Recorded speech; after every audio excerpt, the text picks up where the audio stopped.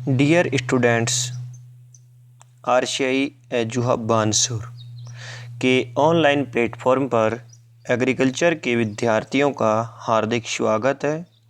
अपना जो टॉपिक होगा आज वो टॉपिक होगा बेर के पौधे में कटाई छटाई तुड़ाई व उपज का अध्ययन।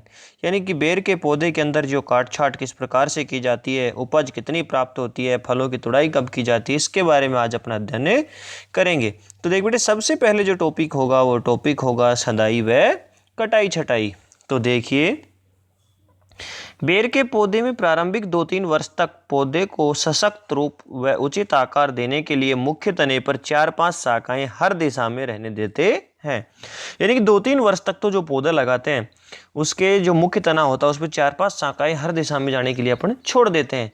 पहली शाखा की जमीन से ऊंचाई 30 सेंटीमीटर रखी जाती है। इसके बाद प्रत्येक शाखा के बीच 15 से 30 सेंटीमीटर की दूरी रखते हैं।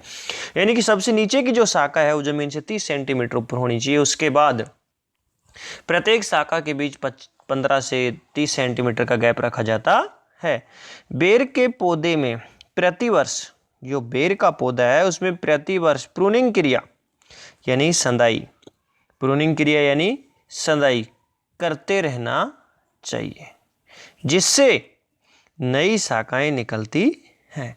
जिससे क्या होती है? नई शाखाएं निकलती हैं। प्रूनिंग यानी संदाई क्रिया करते रहना चाहिए जिससे नई शाखाएं निकलती हैं। इन नई शाखाओं पर फूल व फल लगते हैं, इसलिए प्रूनिंग क्रिया अति आवश्यक है। क्योंकि बेर का जो पौधा होता है उसके अंदर जो नई शाखाएं वृद्धि करती हैं उसी पर फल फूल लगते हैं, इसलिए प्रूनिंग की क्रिया करते रहना चाहिए। प्रूनिंग की क्रिया 15 अप्रैल से 15 मई के बीच कर देनी चाहिए। प्रत्येक वर्ष बेर के पौधे की गत वर्ष की 25% शाखाओं को काट देना चाहिए। यानी कि जो पुरानी शाखाएं हैं उनका 25% उसमें से काट देना चाहिए, नई शाखाएं आनी चाहिए। उसके बाद में नेक्स्ट आता है तुड़ाई व उपज। बेर के फूल आने के 150 से 175 दिन बाद परिपक्व होते हैं। बेर के जो फल होते हैं वो फूल आने के कितने दिन बाद? 150, 150, 175 दिन बाद परिपक्व होते हैं। तो फलों की तुड़ाई उनके रंग बदलने की अवस्था पर की जाती है। फलों की तुड़ाई से लगभग एक सप्ताह पहले, भाई फलों की तुड़ाई से लगभग एक सप्ताह पहले 750 ppm एथोफॉन, क्या डालते हैं? एथोफॉन। यानी कि जो फलों को पकाने के लिए जो अपन हार्मोन्स काम ले रहे हैं उसका उपयोग किया। 750 ppm एथोफॉन के छिड़काव से अग्रिम परिपक्वता लाई जा सकती है। यानी कि अपने को लग रहा है कि एक सप्ताह बाद अपन फलों की तुड़ाई करें, तो उससे एक सप्ताह पहले अपन ने उसके ऊपर इथोफोन का छिड़काव कर दिया तो जल्दी परिपक्वता ला सकते हैं। और फलों की तुड़ाई प्रातःकाल करनी चाहिए। उसके बाद में आती है उपज। बेर के पूर्ण विकसित पौधे से 40 से 200 kg फल प्राप्त होते हैं। वर्षा पर आधारित बाग में 5 वर्ष के पेड़ से औसतन 40 से 50 kg, यानी वर्षा पर आधारित है तो बिल्कुल। जबकि सिंचित बाग, जहां पर पानी की सुविधा हो, प्रति पेड़ औसतन फल उपज असिंचित पौधों की तुलना में 3 से 4 गुना होती है।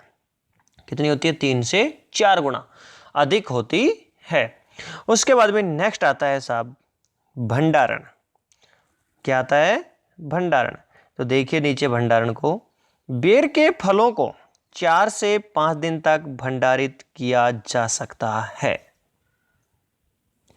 प्री कूलिंग, प्री कूलिंग का तात्पर्य है 10 डिग्री सेंटीग्रेड तापमान, अर्थात फलों को कम तापमान एवं 85 से 90% अपेक्षित आर्द्रता पर फलों का भंडारण किया जा सकता है। यानी कि बेर के फलों का 4 से 5 दिन तक अपन भंडारण कर सकते हैं। उसके बाद में नेक्स्ट जो टॉपिक आता है वो आता है प्रमुख कीट। कौन सा आता है? प्रमुख कीट। तो देखिए प्रमुख कीट, पहला आता है प्रमुख कीट फल मक्खी। यह कीट बेर के फलों को अत्यधिक नुकसान पहुंचाता है। इस कीट का लार्वा अवस्था अधिक नुकसान पहुंचाती है। इस कीट के प्रभाव से छोटे फल कैसे हो जाते हैं? काणे हो जाते हैं, परंतु बड़े आकार के फलों पर कोई विशेष प्रभाव नहीं पड़ता है। फल मक्खी छोटे काणे हो जाते हैं, बड़ों पर कोई प्रभाव नहीं पड़ता है। रोकथाम देखिए, पेड़ के थाले में यानी जो गड्ढा है उसके अंदर 50 से 100 ग्राम क्यूनोलफॉस 1.5% का चूर्ण होना चाहिए। क्यूनोलफॉस 1.5% का चूर्ण कितनी मात्रा लेनी है? 50 से 100 ग्राम मात्रा लेनी चाहिए। पेड़ के थाले में चूर्ण मिलाते हैं। मेलाथियोन 0.1% या एंडोसल्फोन 0.05% का छिड़काव फल बनते समय करना चाहिए। 15-15 दिन के अंतराल पर 3 बार अपन यदि इसका छिड़काव करेंगे तो जिससे पादपों के ऊपर फल मक्खी का प्रकोप खत्म हो जाएगा, यानी कि जो लार्वा है वो लार्वा समाप्त हो जाएगा और छोटे फल कांटे नहीं होंगे। इस प्रकार आज का जो टॉपिक है वो समाप्त हुआ।